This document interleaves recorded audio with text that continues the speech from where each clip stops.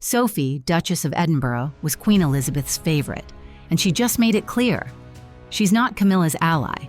For 25 years, Sophie stayed out of royal drama, quiet, dignified, the one they could always count on. But body language experts have noticed something at recent royal events: the way Sophie positions herself, the deliberate distance she keeps from Camilla. Sophie was there when Diana was alive. She watched what happened, and now, without saying a single word, she's making her allegiance crystal clear. The Queen's favorite has chosen a side. What I'm about to show you will change how you see every royal photograph from now on, and prove that Camilla has fewer allies than she thinks. Number 1. The Queen's favorite daughter-in-law. To understand why Sophie's behavior matters so much, you need to understand who Sophie was to Queen Elizabeth. This wasn't just a cordial relationship between a monarch and her daughter-in-law.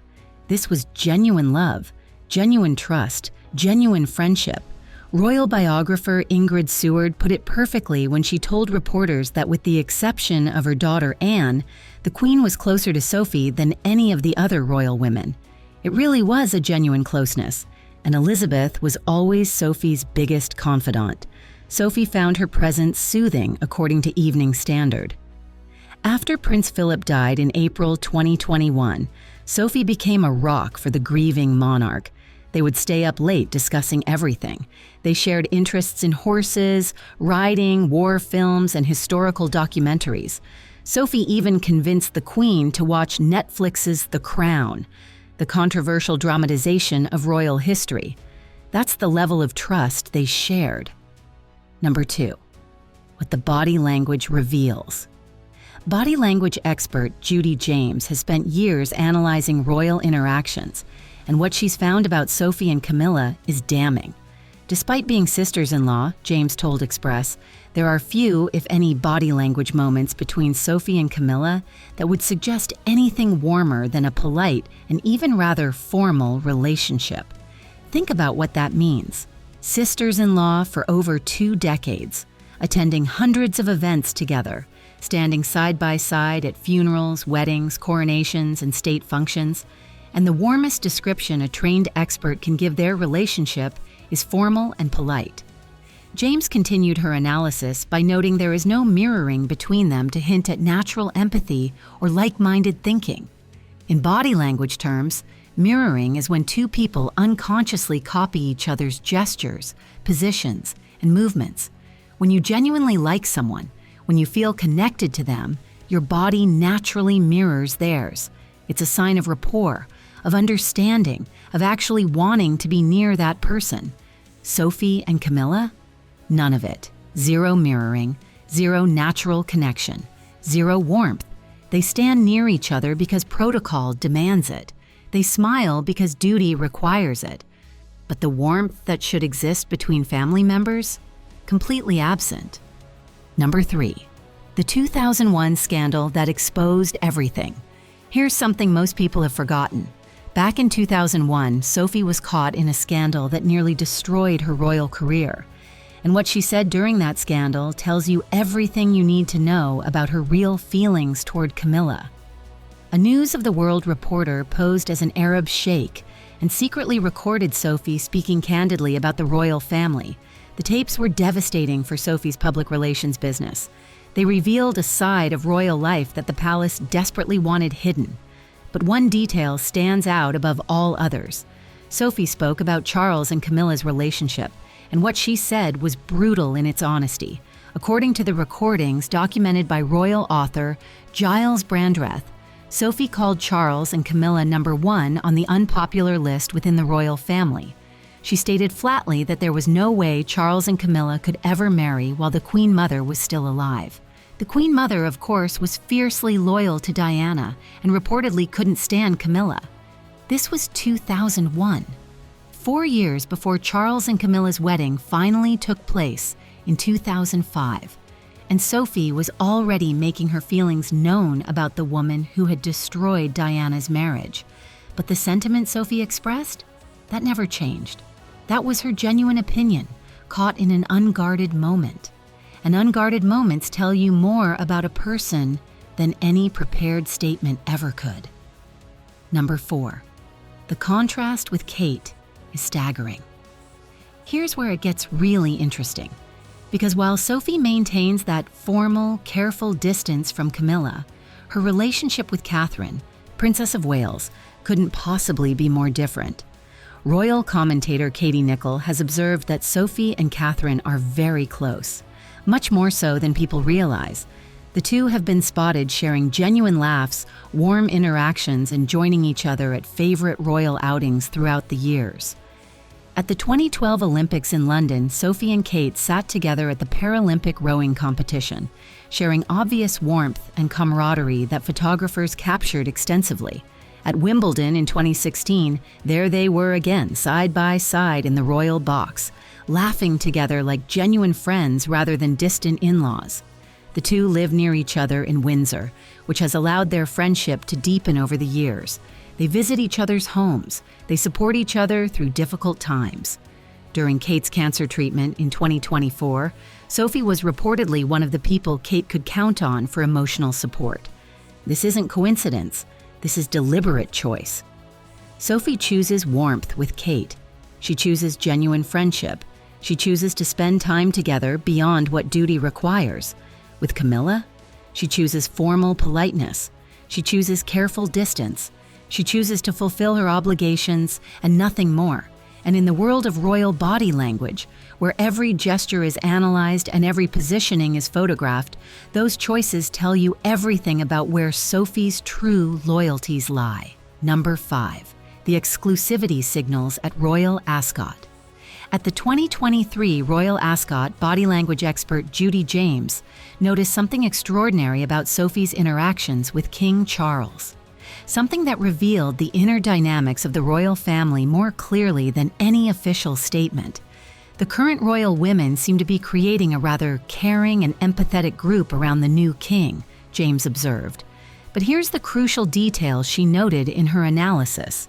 Exclusivity also occurs. Camilla is close, but not included in the conversation. An even stronger signal of exclusivity comes when Sophie appears to put her hand up in front of her mouth to whisper to Charles. Think about that gesture. The hand in front of the mouth, the whispered conversation, the deliberate exclusion of the person standing right next to them from whatever is being discussed. In normal social situations, that's rude. In royal situations, where every gesture is observed and analyzed, that's a statement. That's Sophie telling the world, without saying a single word out loud, that she and Charles share confidences that don't include Camilla. Sophie and Charles share mirrored body language, synchronized emotional states, and private jokes, according to James's analysis. She knows when to use active listening signals and gestures of concern and when to share a joke. With Camilla, nothing, no mirroring, no synchronization, no private jokes, just the formal interactions that duty demands. Number 6. Sophie was there when Diana was alive. This detail matters far more than most people realize. It explains everything about Sophie's careful positioning between Kate and Camilla. Sophie joined the royal family officially in 1999 when she married Prince Edward, but she was dating Edward from 1993. She was present during the Diana era. She watched what happened in real time from inside the family circle.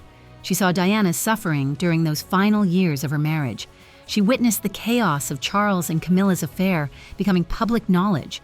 She observed how the palace handled the separation, the divorce, the panorama interview, everything. Sophie saw the press conferences. She heard the private conversations. She understood the dynamics that were tearing the family apart. And Sophie is smart. She's observant. She doesn't miss details. The Queen trusted her judgment for a reason. Sophie understood palace politics better than almost anyone. When you've watched a family tear itself apart because of one woman's relationship with a married man, you don't simply forget. You form opinions. You make judgments. You decide where your sympathies lie, and those judgments last a lifetime. They influence every interaction. They shape every relationship. Sophie watched Diana suffer, and she has never forgotten who caused that suffering. Number 7. The Meghan moment reveals everything. In 2018, something happened that further revealed Sophie's trusted position within the royal family hierarchy. and it shows exactly how the Queen viewed her favorite daughter-in-law. According to royal expert Giles Brandreth in his book Elizabeth: An Intimate Portrait, Queen Elizabeth suggested that Sophie help Meghan Markle integrate into royal life. "Sophie can help show you the ropes," the Queen reportedly told Meghan. The Queen could have suggested anyone. She could have suggested Camilla, who had recent experience joining the family as an outsider. She could have suggested Kate, who was closer in age to Meghan. She could have handled the mentoring herself. But she chose Sophie. She trusted Sophie to represent the family well, to teach the unwritten rules, to guide a newcomer through the maze of royal protocol.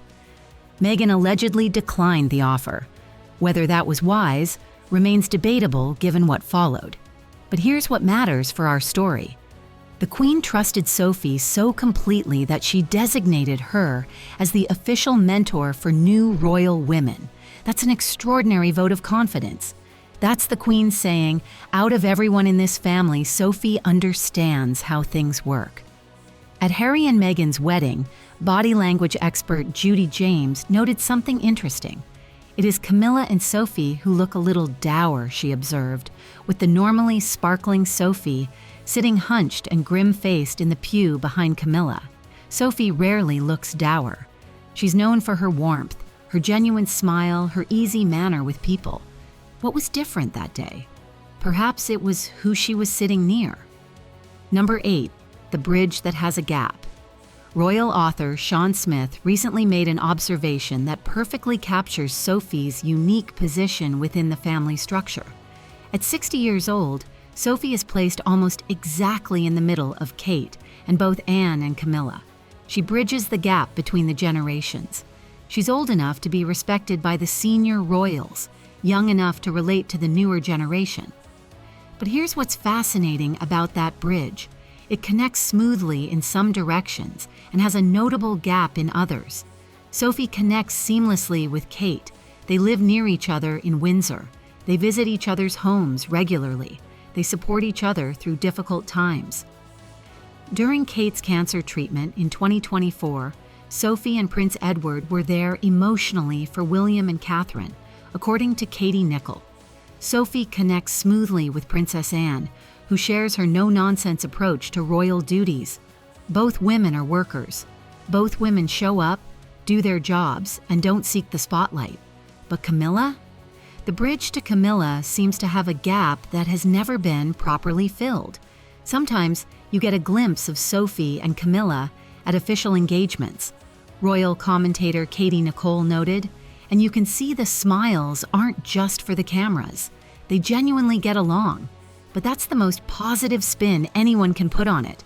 They get along, not they're close, not they're friends, not they share a genuine bond, not they confide in each other. They get along.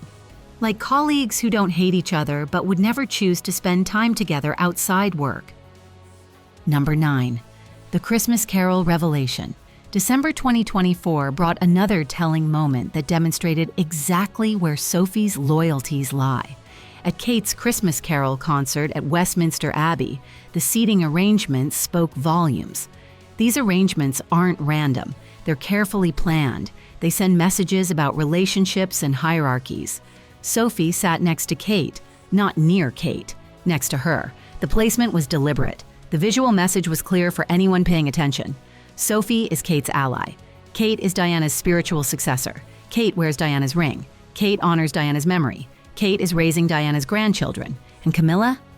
Camilla sat elsewhere. Royal watchers noted that throughout the evening, Sophie and Kate exchanged glances, shared quiet moments, and presented a united front. With Camilla? The standard formal politeness that has defined their relationship for over 2 decades. The polite smile, the cordial greeting, the nothing that follows. Number 10. What Sophie's silence says. Here's the thing about Sophie that makes her position so powerful. She never complains. She never explains. She never gives interviews criticizing anyone. She never leaks to the press. She never causes scandals. Sophie never pushes herself forward or wants to make things about her. Ingrid Seward noted, this was one of the reasons the late Queen was so fond of her. But silence can be its own statement. Positioning can be its own message. Body language can speak louder than any words. Sophie doesn't need to criticize Camilla publicly. Her body language does it for her. Her positioning at events does it for her. Her warmth with Kate and her formality with Camilla does it for her. She has become so prominent in royal circles precisely because she never got overly involved in all the internal politics, Katie Nicholl observed. But not being overly involved doesn't mean having no opinions. It doesn't mean treating everyone equally. It means expressing those opinions through actions rather than words. And Sophie's actions have been consistent for 25 years. Number 11, the Oprah loyalty test. When the Sussexes gave their explosive Oprah interview in March 2021, every senior royal had to respond somehow. It was a test of loyalty, a moment when positions had to be taken. William gave a statement saying the family wasn't racist. Charles and Camilla refused to comment and were photographed looking tense. Kate remained silent but supportive of William. And Sophie? She played a very interesting card. According to The Sun, Sophie told a reporter she wasn't even aware the interview had taken place. A global media event watched by over 17 million people in America alone. An interview that dominated headlines around the world for weeks. An event that every news outlet covered extensively, and Sophie claimed she simply hadn't heard about it. That's not ignorance. That's strategic positioning. That's a woman who understood that any comment could be weaponized. Any opinion could create problems. Any statement could be twisted. But her body language at subsequent events, that continued telling the real story about where her loyalties actually lie.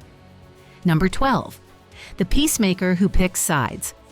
Royal commentator Katie Nicholl recently described Sophie as a peacemaker between the princes. She noted that Sophie never got overly involved in William and Harry's deteriorating relationship, but she was always there, quietly offering support.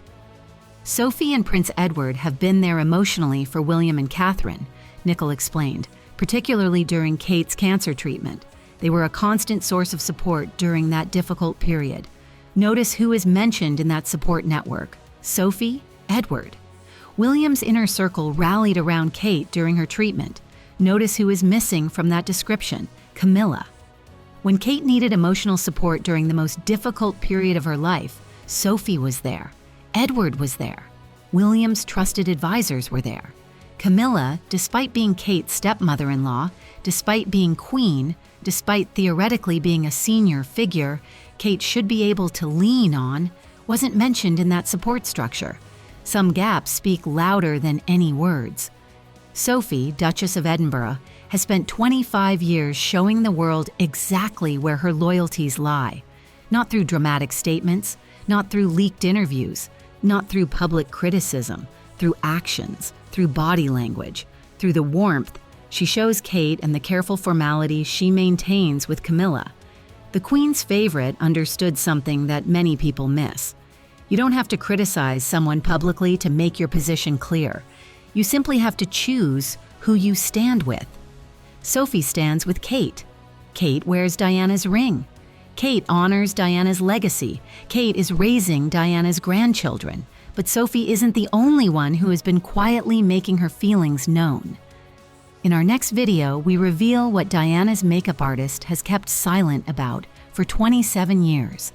The woman who created Diana's most iconic looks has finally started talking about what Diana told her during those private sessions, about her marriage, about Charles, about the woman who was destroying everything. Subscribe now and turn on notifications because Diana's inner circle is finally speaking. And what they have to say will change everything.